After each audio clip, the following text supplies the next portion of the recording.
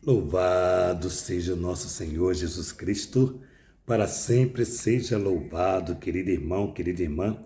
Você que tem me acompanhado nessa jornada missionária, te convido mais uma vez a dar um joinha, acionar o sininho, a compartilhar. Fazendo sempre isso, o YouTube reconhece a legitimidade dessa bela missão.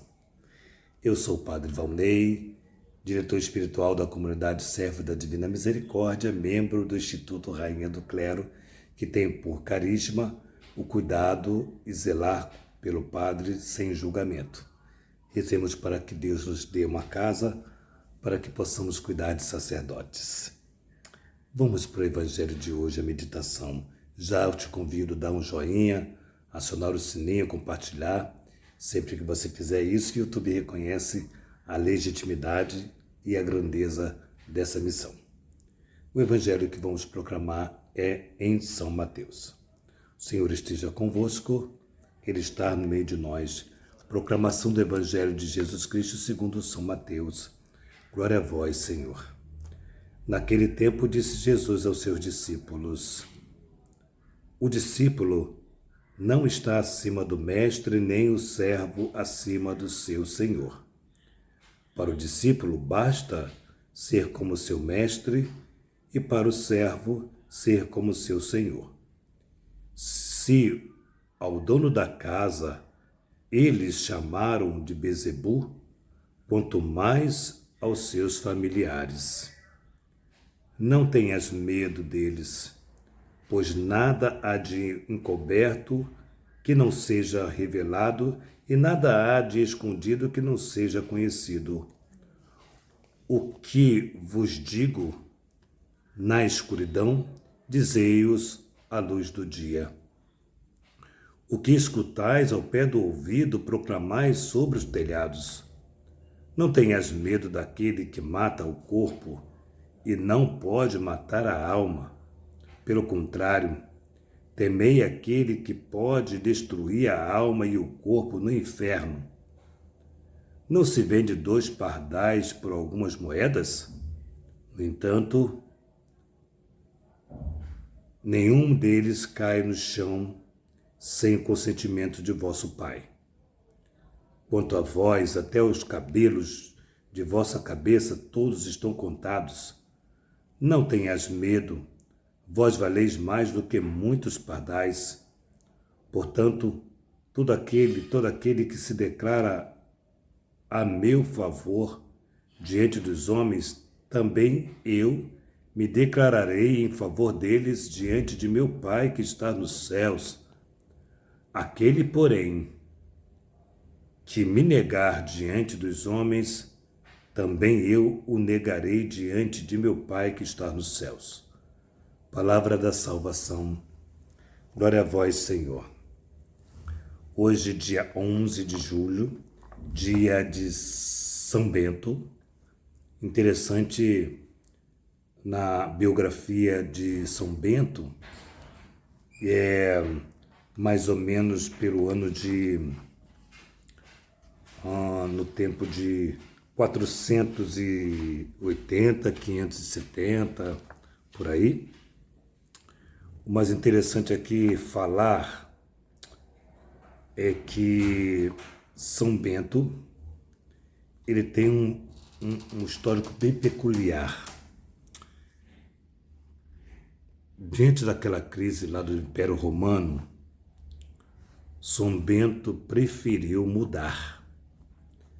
Mas a mudança de São Bento não foi uma mudança política, de pegar em armas, de mudar a sociedade como um todo.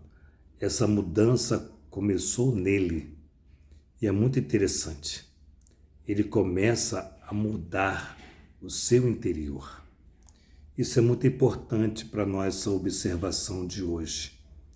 Quando nós olhamos para São Bento, vai de reto Satanás, né? Tudo aquilo que poderia impedir com que esse homem voltasse totalmente a vida para Deus.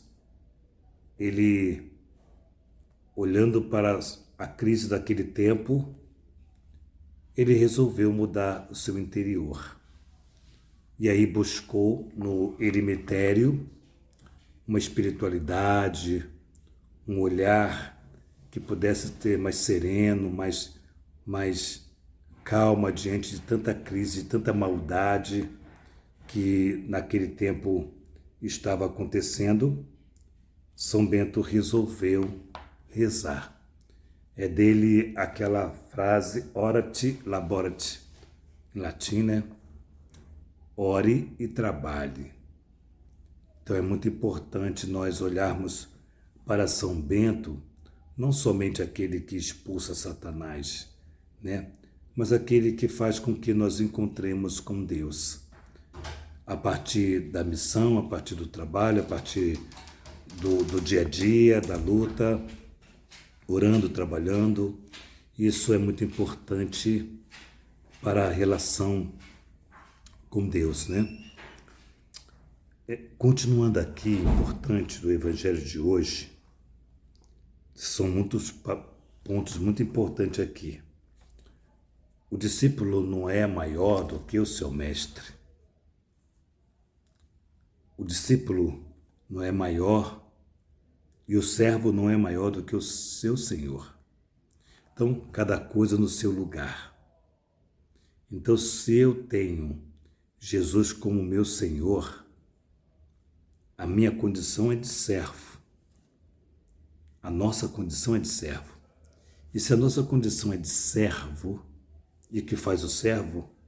A primeira coisa que o servo, um bom servo, é obediente ao nosso Senhor. E Jesus começa assim, para adentrar exatamente no coração dos discípulos, mostrando para ele o que está acontecendo. Ele vai dizer assim, mostrando para os discípulos dessa maneira: se o dono da casa, eles chamaram de Bezebu, quanto mais os seus familiares. Ou seja, Jesus está dizendo o seguinte: se a mim eles chamaram de Bezebu, está expulsando em nome de Bezebu, quanto mais vocês que me seguem. E aí ele vai dar o tom dessa evangelização, dessa missão, que é importante entender aqui que aqueles que eram contra nosso Senhor será contra os missionários, ou seja, os discípulos. E aqui é importante declarar isso aqui, tá bom? E ele vai dizer o seguinte: nada ficará encoberto. Interessante isso que Jesus diz. Olha, a verdade sempre vai aparecer. Não sei quanto tempo ela vai demorar, não sei quantos anos ela vai demorar, mas a verdade sempre vai aparecer. A verdade, porque nada ficará escondido, nada ficará encoberto. A verdade vai aparecer. Não sei se você, de repente, já passou por uma situação de calúnia, uma situação de ser provocada por uma mentira. Sei lá, tanta coisa pode acontecer, mas Jesus está dizendo que nada ficará escondido. Ele está dizendo que tudo que está será colocado. Ele vai dizer o seguinte: digo na escuridão, dizei-os ao dia. O que se diz na escuridão, dizei ao dia, sem medo, né? E ele vai dizer aqui mais uma vez: não tenhas medo daqueles que matam o corpo, mas não pode matar a alma. Aqui é muito interessante, né? Aqui mostra a coragem dos santos, a coragem dos santos e das santas da igreja, que não tiveram medo, aprenderam a não ter medo daqueles que podem matar o corpo, mas não pode atingir a alma. Quem está em Deus tem a alma inatingível. A alma, o corpo não. O corpo pode vir ser injustiçado, ser preso, ser caluniado, ser maltratado, tudo isso. Mas a alma, ninguém vai atingir. Quem é de Deus, a alma nunca será atingida. Ele vai dizer: temei aquele que pode julgar o corpo e a alma no inferno. O corpo e a alma no inferno. Por quê? Por quê?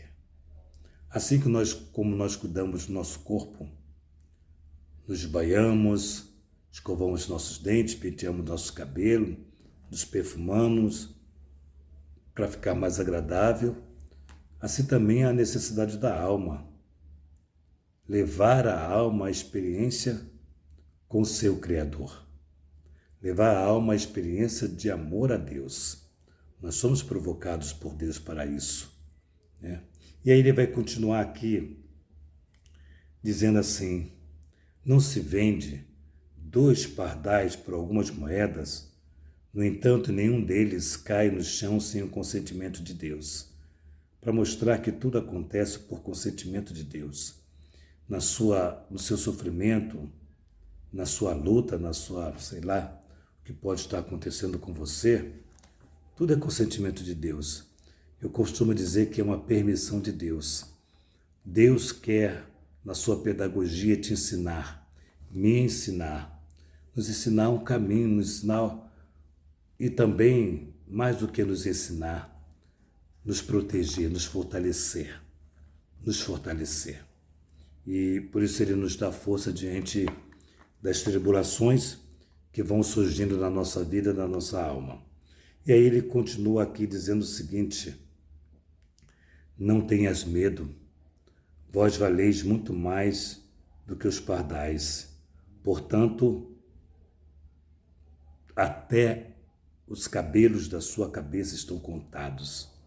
Como é interessante, né? Como é difícil contar cada fio da nossa cabeça. Talvez seja impossível, provavelmente, nunca ninguém tentou, né? Acredito eu. Deus está dizendo o seguinte: cada fio da sua cabeça, Ele conhece. Ele conhece. É contado, cada fio da sua cabeça. É contado. Para mostrar que Deus tem controle sobre a sua vida, sobre a minha vida. Deus tem controle sobre as nossas vidas.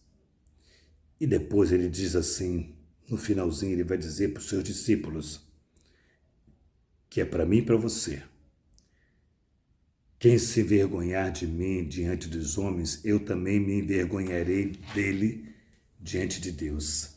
Aqui é o ponto mais importante de todo esse evangelho. Você chegar no céu e Jesus dizer assim: eu não sei quem você é. Eu não sei quem você é. Dizer para o Pai: Pai, eu não o conheço. Não sei quem é. Por quê? Porque você se envergonhou dele diante dos homens. Diante dos homens. Se envergonhar de Jesus diante dos homens. Isso é muito sério. E aí ele vai dizer: aquele que se declarar diante de mim, diante dos homens, me declarar diante dos homens, eu também o declararei diante de Deus. Termina assim o Evangelho.